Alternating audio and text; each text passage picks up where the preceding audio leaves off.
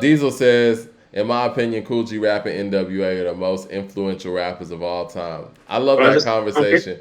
Who are don't get no. who are the three most influential hip hop artists of all time? What you say? Mike, all these dudes out here talking this street shit. G Rap. I'm gonna have to put Tupac in number one, bro. Like I gotta say Tupac in number one. Tupac is the most influential hip hop artist ever, but Cool G Rap has influenced the craft of MCing more than Tupac has. Hey, shout out to Big Knot Shot Town. He left us a $20 super chat. He said, "I appreciate you guys. May you all continue with great success, and all you know, the industry gets ready for millions of subscribers soon. And peace." Peace to you, sir, and let's get millions and millions of people in here. We appreciate the donation as well. But He's, what were you saying though? Top three? Mike. When I hear MCs like who MC, I hear him more than I hear anybody, including Rakim. I hear Rakim's influence in terms of like the songs, in the bars, but the craft of MCing. Mike. What East Coast rap did you grow up on? Because all the East Coast rap that I grew up on sound like they got it from Cool G Rap. Shannon Williams says Jay-Z is the most influential rapper ever. I love this conversation. How can that be? But I think he may be. I see where you're gonna go. You're gonna say he can't be because he came in at a certain point. G-Rap made this shit okay, made this shit cool. G-Rap was the nigga that wasn't selling the records that these niggas was moving, but was still running around with the same crews and sets and jewels and money. Right. He was the nigga that was like really like living this life and doing the rap shit. Love Me More Malicious says, what do we mean by influence? I said on the craft of MCing. Okay, so you're talking about just the MCing. I'm just, you know what? Let's do it like this. I think this is better for people to conceive, right? If there were three people removed from this whole shit that never happened, who's gonna be missed the most? So that's what I'm saying. So Jay can't be the most influential because part of Jay being influential has something to do with Biggie dying, and he got his style somewhere else. So when you're saying that, oh my God. I'm not gonna go there. If Jay-Z doesn't happen, a lot of things don't happen though, Coop. You got to be real about that. How influential was he when Big was here? He was just emerging.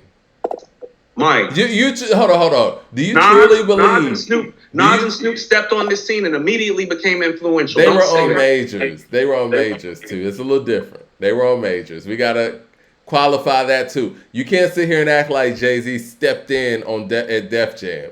Really, Jay's been around for a minute, Mike. Yeah. You know who Jay was. I know who Jay was. I feel you, man. In my Lifetime CD in '94. We remember the Hawaiian Sophie shit. This nigga was on tour with Kane. He been around. He been around, but he hasn't been around in the form that we know him as. You want to know why?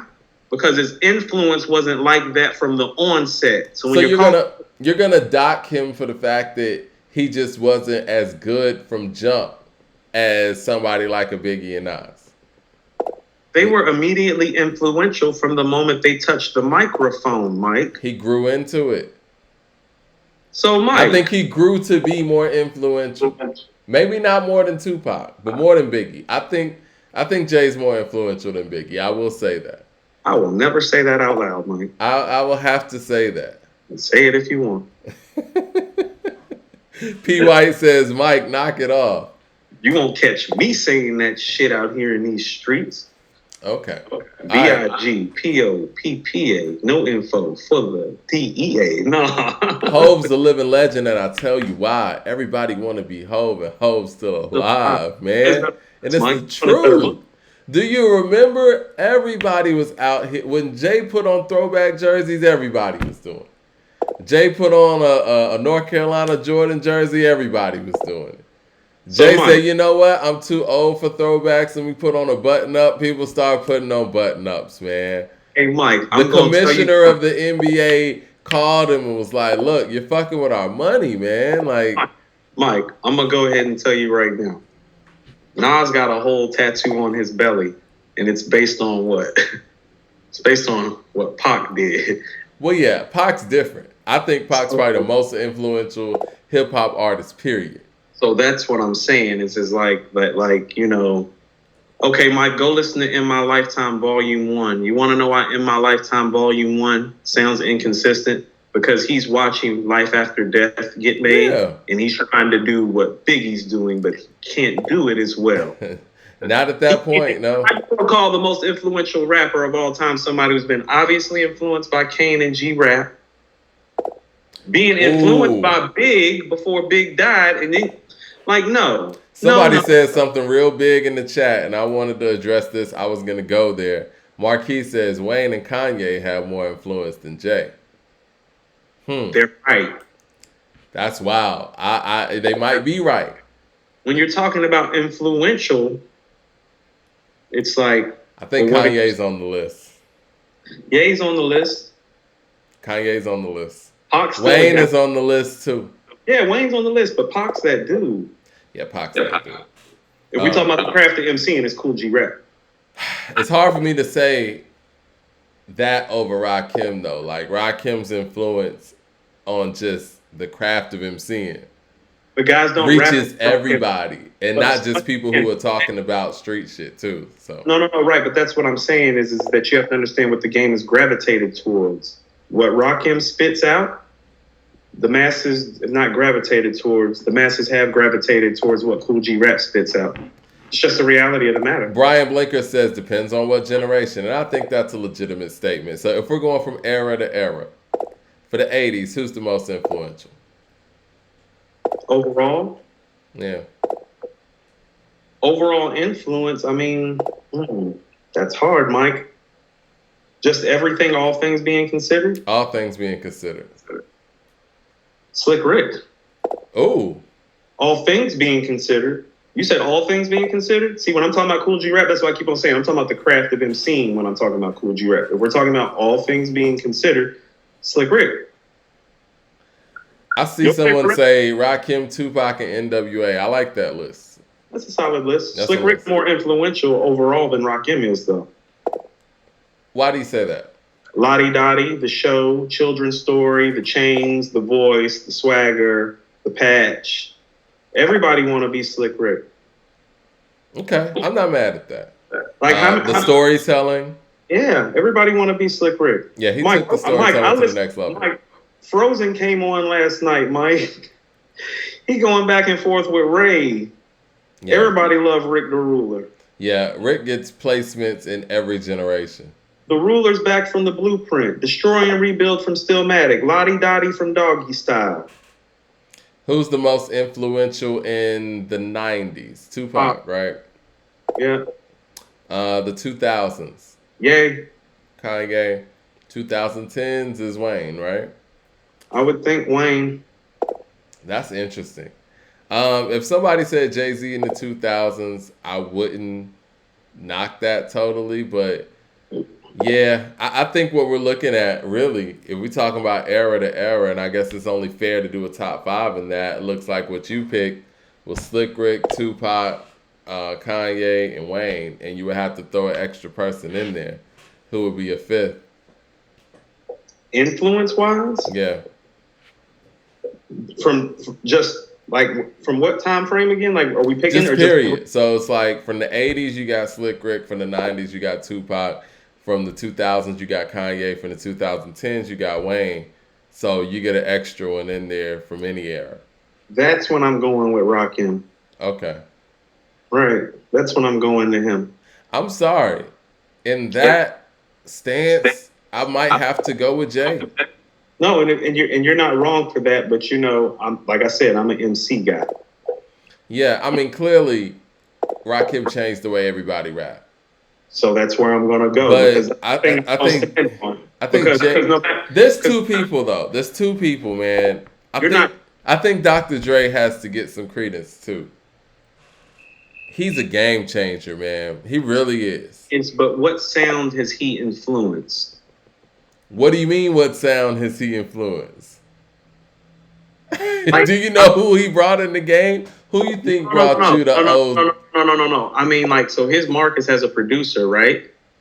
Yes. Hasn't he had a lot of help? I don't know what you're talking about.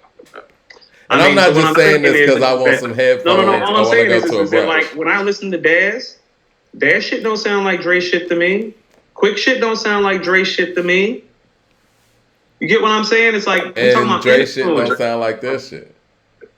Right. I mean, he's influenced the culture as a whole because he's Dr. Dre, but a lot of that has to do with the records that he's made. There's not a direct. He's influencing the culture through the quality of music that he makes. He's not influencing like the next producer. Like, I don't hear nobody that sound like Dr. Dre or trying to sound like Dre. You get what I'm saying? I hear dudes trying to sound like Rakim and Cool G rap all the time, my whole life. I'm not trying to take nothing away from Dre, but we talking about influence. I think that his influence extends further from his influence in what he does for the MC in terms of putting them out there, making them viable. That's what I'm saying. His influence is that, I produce niggas for life and Straight Outta Compton. It's the direction. Doggy Style. I produce The Chronic. I produce Get Rich or Die Trying. Yeah. So he's influential to the artists that he's working with, and that impacts the culture. Yeah. But it's just hard when you throw him in there when we're talking about a bunch of MCs that we can find direct correlations to what they've done. You get what I'm saying? Well, I mean, if we want to talk about direct births, right? He gave us Snoop Dogg, right? Right. He gave us Eminem. Right. He gave us Tupac's biggest record. I can't say that. I'm not going to even go with that. Record. Not his biggest record. Don't say that. Don't say that. No, I was going to say All Eyes on Me. And that rollout, Dre was a big part of, even though he didn't really put as much work in on it as Daz did. So I'm going to leave Tupac out of it. You mean Dre out of it? I'm sorry, yeah. Well, no, I'm going to leave Tupac out of the Dre conversation. Oh, right. You know what I'm saying? No, I mean, you can say Dre. Dre's influenced the artist by the material that he's made, but we just brought up a whole bunch of like groundbreaking MCs, and then you kind of toss Dre in. It's like, I just don't think it fits the format with what we're talking. Because then I could go RZA. Then we can go Kanye the producer. You feel what I'm saying? No, that's real. I think Dre has given us bigger acts than RZA. I think, when you got Nate Dogg, you got DLC. No, yeah. Yeah. Yeah. It's I mean, I'll put it this way. When Ice Cube left, how about this? When Ice Cube left and made America's Most and Death Certificate, that didn't sound like no NWA shit. It didn't sound like he was trying to get beats that sounded like Dre's beats. I'll tell you this though, Cool. If this whole thing was going on, this hip hop thing was going on, and we removed Dr. Dre from the equation, a lot of things are different. Those are facts. That's why I said, no, he's influenced the culture as a whole because of the material.